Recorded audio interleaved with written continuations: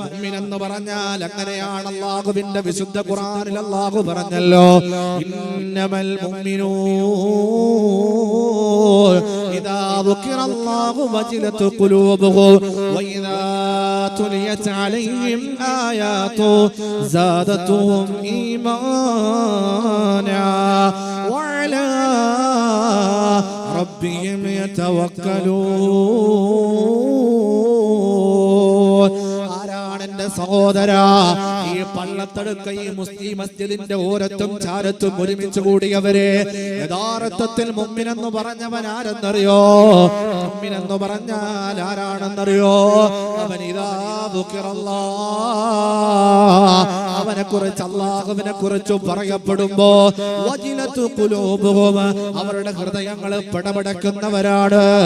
വഇദാ തുലിയത് അലൈഹിം ആയാതുഹു, അല്ലാഹുവിന്റെ വിശുദ്ധമായ ഖുർആൻ അവരുടെ ചെവിയിൽ ഓതപ്പെടുമ്പോ വജിലതു ഖുലൂബുഹും, അവരുടെ ഹൃദയങ്ങൾ വല്ലാതെ പേടിച്ച് വിറക്കുമത്രേ. മാത്രവുമല്ല സാദതുഹും ഈമാനാ,